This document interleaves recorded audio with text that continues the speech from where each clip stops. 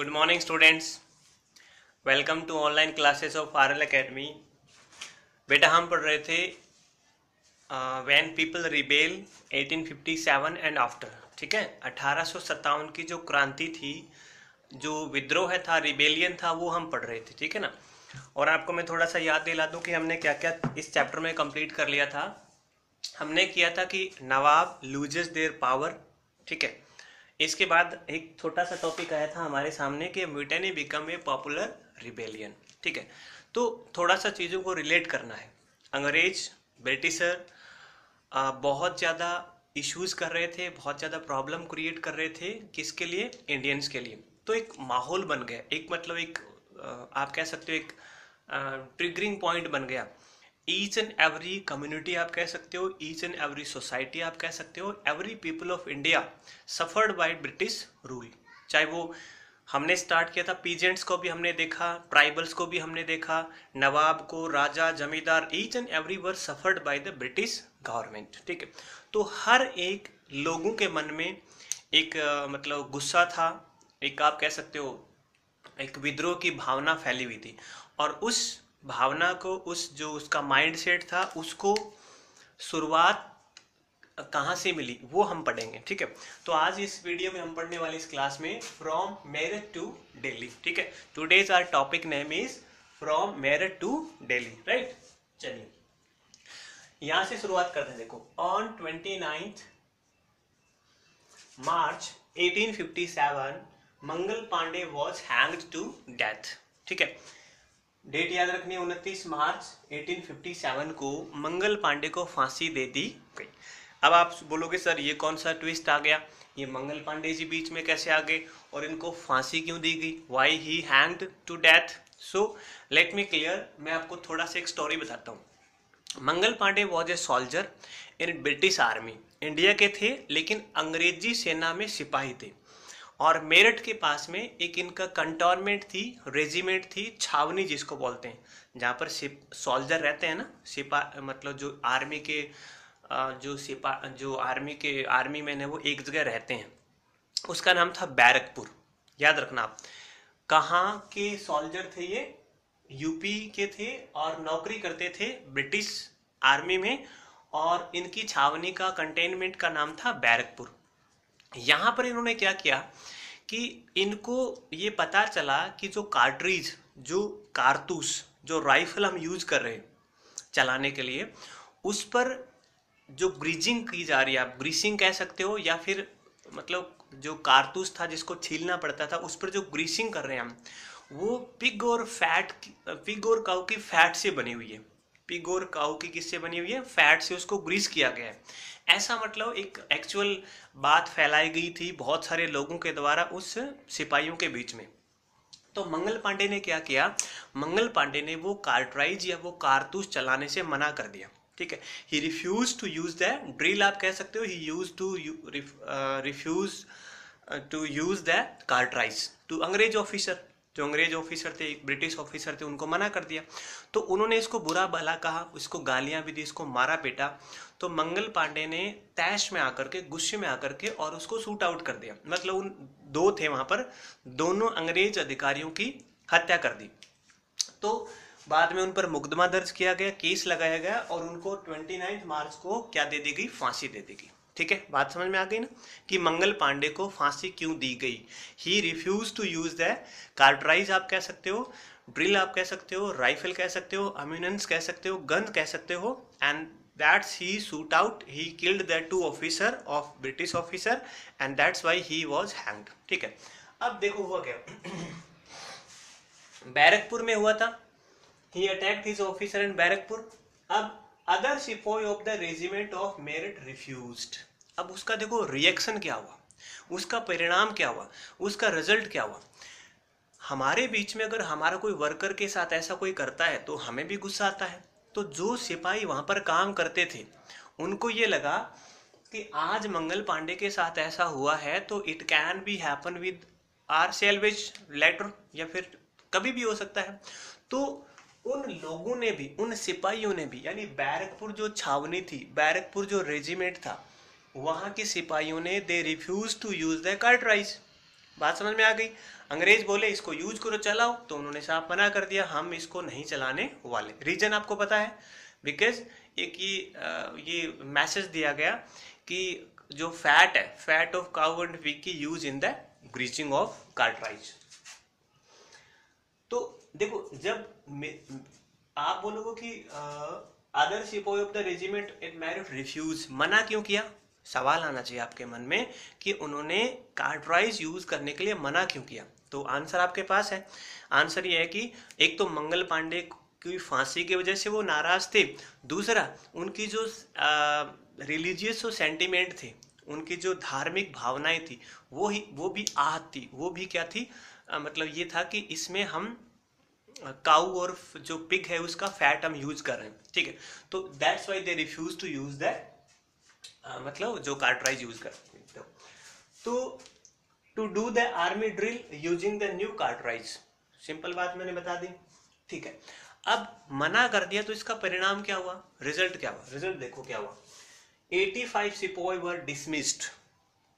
जब कार्टराइज यूज करने के लिए सिपाहियों ने मना किया तो उस रेजिमेंट के, उस छावनी के, उस कंटेनमेंट के 85 सिपाही को, यानी 85 सिपाहियों को, या फिर आप कह सकते हो उस आर्मी मैन को क्या कर दिया गया, डिसमिस, यानी बर्खास्त, ठीक है। उनकी नौकरी छीन ली गई, और नौकरी छीनने के साथ साथ में जेल फॉर 10 ईयर्स, 10 साल की उनको क्या दे दी गई, जेल की सजा कर दी गई, ठीक है। नौकरी छीन गई, 10 साल की क्या हो गई, सजा हो गई। अब देखो क्या हुआ, ये हुआ था ऑन 99 ऑफ मई 1857, ठीक है। देखो ध्यान करो, 29 मार्च को मंगल पांडे को फांसी, ये 9 मई, यानी इस पीरियड के दौरान एक मतलब माहौल बन गया कि हमारे साथ गलत हो रहा है, हमारे साथ गलत हो रहा है, तो लोगों का ग्रुप बनता गया, और यहाँ आते आते 85 पीपल ने मना किया तो उनको जेल में डाल दिया गया। अब देखो क्या होता है, ये बात है 9 मई 1857, it was happen in on 9 मई 1857। अगले दिन यानी 10 तारीख को बहुत बड़ा बवाल होता है। क्या होता है देखो, 10 मई 1857 को soldier march to jail and release them. अब देखो, जो छावनी होती है, जो सिपाहियों का जो रेजिमेंट होता है, वहां पर तो हजारों की संख्या में सिपाही होते हैं, नौजवान होते हैं, सोल्जर आप कह सकते हो, आर्मी मैन कह सकते हो। तो सबके मन में क्या कि ये तो बहुत बड़ा गलत हुआ, ये तो अंग्रेज तो हमें परेशान करने वाले हैं। सो सब ने एक यूनिटी दिखाई, और टोटल जो रेजिमेंट थी वो एकजुट हो गई, और एकजुट होकर के और उसने अटैक कर दिया किस पर, उस जेल पर। यानी सोल्जर मार्च टू जेल, यानी पूरे के पूरे soldier with guns, with ammunition, हथियार जिनके वो भी थे, वो सब चल दिए, ठीक है। और इंकलाब जिंदाबाद का नारा देते हुए कहाँ चले गए, मार्च कर दिया, जेल में चले गए, और जो जितने भी सिपाही वहां पर बंदी बनाए हुए थे उनको क्या कर दिया, रिलीज कर दिया गया, ठीक है। 10 मार्च को जो सोल्जर थे march to jail and release the imprisoned, आप कह सकते हो सिपाही, जो सिपाही जेल में थे उनको क्या कर दिया गया, छुड़वा दिया गया। और उसके बाद देखो बेटा, भीड़ क्या करती है, भीड़ हिंसा या फिर उपद्रव आप कह सकते हो, लड़ाई का दूसरा नाम होता है।